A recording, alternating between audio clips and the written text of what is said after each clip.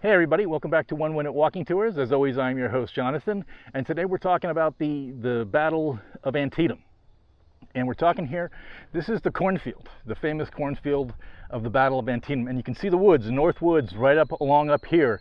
Now, on the morning of September 17th, 1862, when the battle takes place, Union 1st Corps had spent the night, a rainy night, camped up, or bivouacked up where this road is, just above this corn area, or I guess cornfield. And on the morning of September 17th, 1862, the Battle of Antietam, Joseph Hooker, whose nickname was Fighting Joe Hooker. Now they know somewhere outside this cornfield and faced off down through here, this is where the rebels are going to be. Now they know it, but they don't exactly know where they are. So as the sun starts to rise and break the mist on that morning in September, Hooker sees bayonet flashes and glints of materials, metal materials out in these woods, and he opens fire with his cannon. So they know someone's out there. And what happens is the troops set off through this cornfield. Now, they start moving, and corn used to be a lot lower. This is all genetically modified corn. It's taller, more robust than corn was in the 19th century. And this is planted in rows. Now, in the 19th century, you just scattered the corn, and wherever it grew, it was fantastic. So, like I said, moving through this cornfield over here, you have Nicodemus Heights. And since the rebels have been here for 2 days prior to the battle, they've managed to figure out where the best artillery is. So as 1st Corps moves out, they're coming this way, they're coming towards us, and they're going to cross out through this area now, and this would have been open. So once you're past this little growth of trees here, you can see the expanse of the cornfield, about 100 acres. And you can just make out, I don't know if I can point you to it, that that's the Dunker Church. That's the focal point of the attack on the first part of the battle, the attack on July 17th. So there's artillery coming in from this direction, Nicodemus Heights, and the rebels are right behind that low ridge. And the troops are moving, the 1st Corps is moving this way through the corn, and one survivor said, "You're moving slowly, step after step, towards an unknown fate." So they get out toward the clearing right down there, and as it was said, a wall of butternut and gray rose up and fired a volley right into the exposed troops. And you think you can hide in the corn, but they can't really, because they know where they are, and the artillery can see them, and there's no place to hide. And what happens in the cornfield is it moves back and forth. The battle of First Corps is pushed back, they regroup, they attack again, and then reinforcements comes. As I said, Lafayette and McLaws men come from this direction, and they're able to flank the men exposed in this cornfield.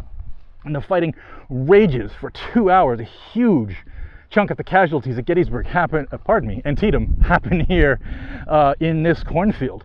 General James Longstreet says the cornfield at Antietam was Civil War blood and guts in spades. But you can imagine your artillery, there's no place to hide. No place to hide in a cornfield except that ridge. If you could get into that ridge right down there, you could hide a little bit. But once you're flanked, the troops move up across this hill here, you've got to fight, and you've got to fight hard.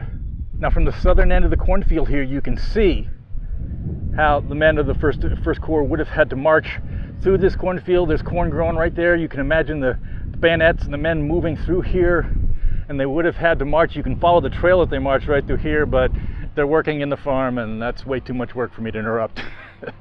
So the men are moving forward, and this here is the epicenter of battle, it's called.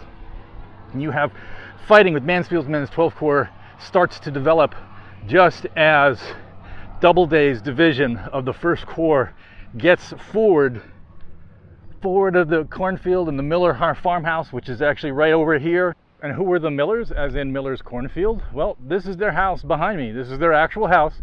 Was not destroyed by the battle. It did see some damage, and it's undergoing a little rehabilitation now, and it's been rehabbed a couple of times by the National Park Service. But they lived here at the time of the battle, and knowing something terrible was going to happen, because not too far from where they lived, the rebel armies had encamped right over the other side of this hill. So they knew something pretty bad was going to happen, and they also knew that not too far away on their own property was the Army of the Potomac. So like many in Sharpsburg, they actually fled to the town, comfort in numbers, comfort in knowing that they felt out of the line of the battle. Up here you can make out the New York State Monument. Now the Dunkard Church is right over there, and that's the focal point of the attack here. Now at the time they thought it was a schoolhouse because it doesn't look like a church. So the men are moving forward, and one of the names for the Battle of Antietam is artillery hell, because you have Union artillery, long-range rifled guns based up on the hills over here. You have, from Nicodemus Heights, you have Confederate guns laying over here, range. They've had the day to get ready, and they can bombard the 1st Division, pardon me, 1st Corps, as they move across this exposed hill. And one of the units that did that are hometown boys. This is the monument to the 14th Brooklyn Infantry, also the 84th New York Infantry. They make it to about here before they have to start falling back when the Confederates counterattack. The counterattack comes so close to where the 84th New York was that across the Cornfield Road here, there's actually a monument to the men from Texas, the 1st Texas, who make it just about this far. Now on the night of the 16th, the Confederates are bivouacked right along the Hagerstown Road. There was a car moving down there, and you can see it at the end of that road is the Hagerstown Road.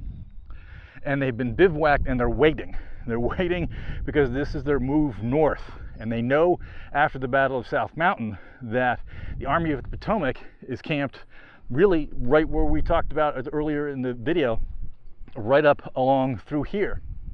So this battle in the cornfield is so chaotic that members of the 14th Brooklyn said all you knew about this battle was what you could see in front of you. Now we can see pretty clearly and we know things, but remember, it's the 19th century. You can't really decide where to attack other than in generalities, and aiming towards the only visible building on a landmark or landmark is really about it. And it's saying, well, this is the direction we're going to attack. Enemies there in force, and they've sighted their guns, and they're wading in through here. So the question is, as you're moving across here, just when are you going to come in to contact with the enemy? Now, as we look back this way towards the cornfield, this, where I'm standing, is one of the deadliest spots in all U.S. history. There will be, in about 2 hours, 8,000 casualties between where we started up there and down here towards the Dunkard Church. Now, that's more casualties than the United States will suffer on D-Day in 1944 in about 2 hours. Hayes Brigade, the 1st Louisiana Tigers, they suffer 60% casualties in about 30 minutes. And when we think of the Civil War, when we think of the enormous death toll and enormous levels of casualties, where that is the most typified, most exemplified, is here at this cornfield, this quiet area here now.